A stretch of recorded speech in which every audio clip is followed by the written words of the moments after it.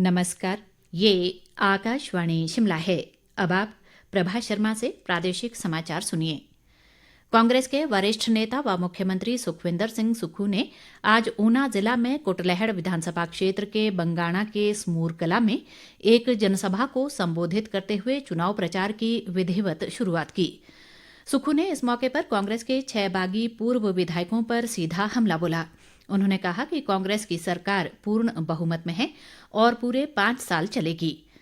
मुख्यमंत्री ने नेता प्रतिपक्ष जयराम ठाकुर को सलाह दी कि वे अपने विधायकों को बिकने से बचाएं, क्योंकि वे किसी भी मंडी में बिक सकते हैं।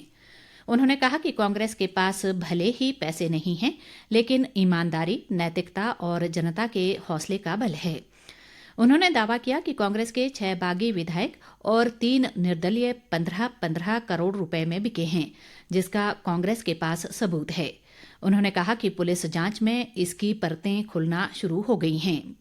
मुख्यमंत्री ने कहा कि उनकी सरकार ने 14 महीने के कार्यकाल में भ्रष्टाचार के दरवाजे बंद कर दिए, इसलिए बागियों और निर्दलियों को तकलीफ हुई। उन्होंने कहा कि पैसे लेकर विधायकी बेचने वालों को जनता सबक सिखाएगी। इस मौके पर उप मुख्यमंत्री मुकेश अग्निहोत्री और अन्य कांग्रेस नेता भी मौजूद रहे। भाजपा के प्रदेश चुनाव प्रभारी श्रीकांत शर्मा ने कहा है कि पार्टी लोकसभा चुनाव और 6 विधानसभा उपचुनाव के लिए पूरी तरह तैयार है और 400 पार के लक्ष्य को मद्देनजर रखते हुए काम कर रही है। श्रीकांत शर्मा आज सोलन में भाजपा मंडल के कार्यकर्ताओं की एक बैठक को संबोधित कर रहे थे। उन्होंने कार्यकर्ताओं से एकजुट होकर पार्टी प्रत्याशी के लिए कार्य करने का आह्वान किया। उन्होंने भाजपा के पूर्व सांसद वीरेंद्र कश्यप के कांग्रेस से चुनाव लड़ने की अफवाहों को निराधार बताया। प्रदेश भाजपा महामंत्री त्रिलोक कपूर ने कहा है कि प्रधानमंत्री नरेंद्र मोदी का 10 वर्ष का कार्यकाल देश में ऐतिहासिक प्रगति का समय रहा है। त्रिलोक कपूर ने आज धर्मशाला में कहा कि इस अवधि में रक्षा से लेकर स्वास्थ्य, विज्ञान और अंतरिक्ष के क्षेत्र में भारत ने अग्रणी भूमिका निभाई है।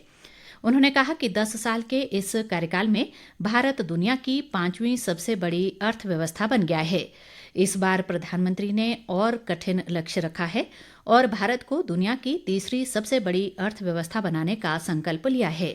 त्रिलोक कपूर ने कहा कि दुनिया इस बात को मानती है कि यदि मोदी है तो सब मुमकिन है। सामरिक दृष्टि से महत्वपूर्ण नीमू पदुम दारचा सड़क को आज से यातायात के लिए बहाल कर दिया गया है। ये सड़क 4 फरवरी से भारी बर्फबारी के कारण यातायात के लिए बंद हो गई थी। सीमा सड़क संगठन ने माइनस तापमान में कड़ी मेहनत के बाद आज 16,850 फुट ऊंचे शिंकुला दर्रे से बर्फ हटाकर इसे वाहनों की आवाजाही के लिए खोल दिया है। इसी के साथ मनाली का जंस्कर वैली से सीधा संपर्क जुड़ गया है। बीआरओ की योजक परियोजना के मुख्य अभियंता आरके साहा ने आज शिंकुला दर्रे पर विधिवत पूजा अर्चना के बाद वाहनों को हरी झंडी दिखाकर रवाना किया। इस सड़क के खुल जाने से लेह तक जाने के लिए 4 से 5 घंटे की बचत होगी और दूरी भी 40 किलोमीटर कम होगी। इस बीच मनाली से बारालाचा होकर लेह जाने के लिए मुख्य सड़क से बर्फ हटाने का कार्य जारी है। ये कार्य बीआरओ की 70 आरसीसी द्वारा किया जा रहा है। कांगड़ा के उपायुक्त हेमराज बैरवा ने कहा है कि आपदा प्रबंधन को लेकर सभी नागरिकों का जागरूक होना आवश्यक है। उन्होंने कहा कि वर्तमान में भूकंप जैसी प्राकृतिक आपदाओं के साथ साथ मानव निर्मित आपदाओं को खतरा बढ़ा है। उपायुक्त आज धर्मशाला में भूकंप स्मृति दिवस पर आपदा प्रबंधन को लेकर आयोजित मॉक ड्रिल के मौके पर कर्मचारियों को संबोधित कर रहे थे। उन्होंने कहा कि आपदा प्रबंधन पर विशेष ध्यान केंद्रित किया जा रहा है ताकि आपदा से होने वाले नुकसान को कम किया जा सके। लोक संपर्क विभाग के कलाकारों ने इस मौके पर लघु नाटिका के माध्यम से लोगों को आपदा प्रबंधन के बारे में जागरूक किया। चंबा जिला के साहो क्षेत्र की सराहन पंचायत में लचौड़ी मैलोहो पैदल सड़क मार्ग के क्षतिग्रस्त हो जाने से लोगों को आवागमन में काफी दिक्कतों का सामना करना पड़ रहा है। जल शक्ति विभाग की नहर से हुए पानी के रिसाव के चलते करीब 6 माह पूर्व इस मार्ग पर डंगा धंस गया था।